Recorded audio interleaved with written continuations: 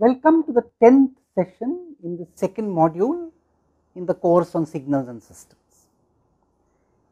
We continue discussing the relation between signals and vectors that we had embarked upon in the previous session. Now, we need to know a little more about vectors. We said something about the dot product. We need to say a little more. How do we calculate the dot product between two-dimensional vectors where you know the components? So, let me take a graphical view of this. So, I have two vectors, let me call them V1 and V2, and I express these in terms of their components. So, I associate with them their perpendicular components. I am assuming that these are the two perpendicular directions here. I will just show them in blue. These are the perpendicular unit vectors. Let me call them U1 and U2. It is customary to use a cap over the unit vector, and therefore I have these components here. The red one for V2, and let me use black for V1. So, I call this V12 because this is V12 U2 cap, and this is V11 U1 cap here, and this is V22 U2 cap and V21 U1 cap. And there I have a very simple relationship. V1 is V11 U1 cap plus V12 U2 cap, and V2 is V21 U1 cap plus V22 U2 cap. And let me now use the symbol for dot product, which is a dot. So, V1 dot V2, we all know it to be essentially the product of corresponding components and then summed.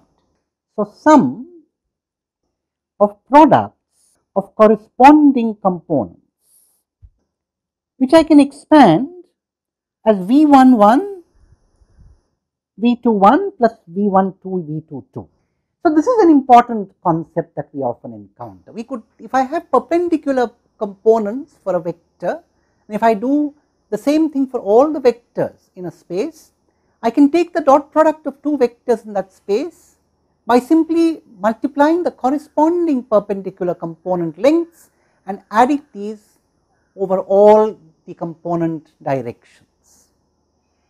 So, of course, in 3 dimensions, I would have 3 such perpendicular components, and although we can't visualize more than 3 dimensions, we can certainly conceive of them conceptually, at least for a finite number.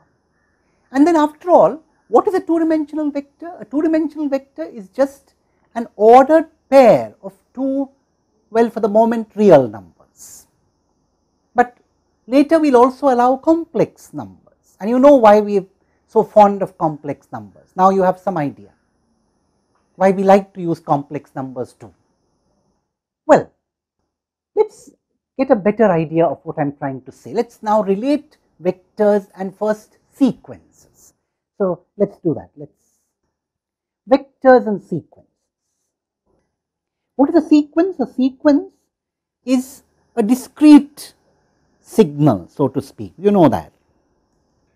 So, suppose you have a finite length sequence with only 2 points. Let us say again, without any loss of generality, that the 2 points are at 0 and 1.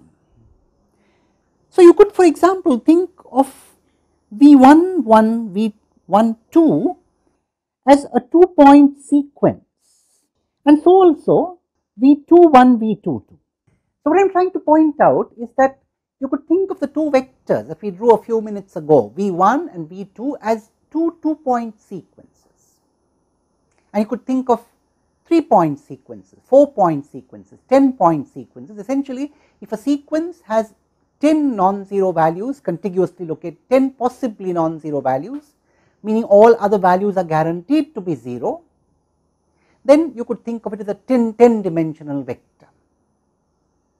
And as long as the sequence has finite number of non-zero points, you are quite all right in calling it a vector of finite dimension. There is an exact correspondence. And now you also get an exact correspondence between the dot products of two sequences and the dot product of two vectors. In fact, it is almost trivial.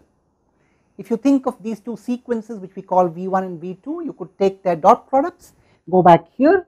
So, I have a product of the corresponding components, multiply V11 and V21 and V12 and V22, multiply the corresponding components and add.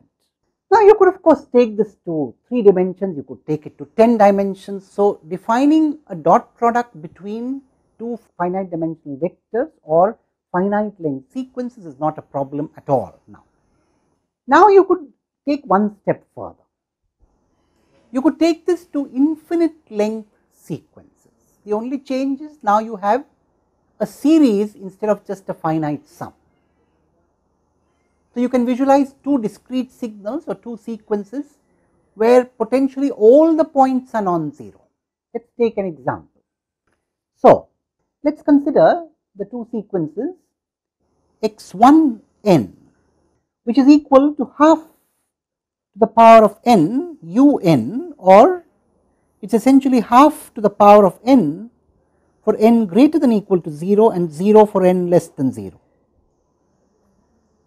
And let us assume x2n is 1/3 to the power of n un, which implies that it is 1/3 to the power of n for n greater than or equal to 0 and 0 for n less than 0. Can we conceive of a dot product between x1n and x2n? Remember, it is not, see, when I say x1n, one must not misunderstand it to mean that specific point. You know, x1, x2 are entities, they are sequences. So, the dot product is essentially summed over all n the corresponding products of components. In this case, this would become summation n going from 0 to infinity, half to the power of n, 1/3 to the power of n, which is essentially summation n going from 0 to infinity 1/6 to the power of n, which is a very simple sum to calculate. It is the first term, which is for n equal to 0 equal to 1, divided by the common ratio 1 minus 1/6. So, the denominator is 5/6 and therefore, you have 6/5. So, this is the dot product between x1 and x2. Now, you see here, of course, you had an infinite number of dimensions associated with each of those so called vectors. So, now you know how to think of discrete sequences as vectors. That is not too difficult to generalize, starting from the finite dimensional vectors that we are familiar with. Of course, here I took what is called a one-sided sequence. That means I had the non-zero points all on one side of a specific chosen point. I could choose what I call two-sided sequences. That means I could have potentially all the points being non-zero all over the set of integers. A minor variation, the summation from n equal to minus infinity to n equal to plus infinity needs to be maintained as it is. You cannot contract that summation, that is all. Anyway, I therefore leave it to you as an exercise to consider one such case. Let me write down that exercise. Calculate the dot product of the sequences x1n is half raised to the power mod n for all n. Now, here this is what I call a two-sided sequence, or a sequence which is non-zero all over the set of integers, and x2n, which is 1/3 raised to the power of mod n for all n, which is again a two-sided sequence. Now, that is a simple exercise and I leave it to you to do it. All right.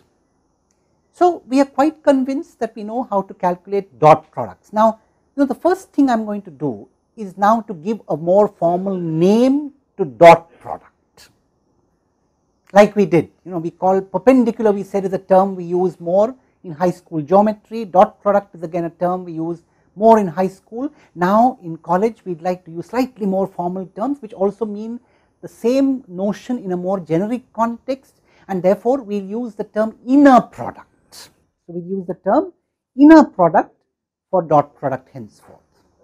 Formal term or more general term for dot product, and we will use this to denote the inner product. You put a comma and you have two triangular brackets and you put the arguments of the inner product on two sides of the comma. For example, in the exercise that I gave you and the exercises I have been working out, the arguments are x1 and x2. We will see more about the inner product in the next session. Thank you.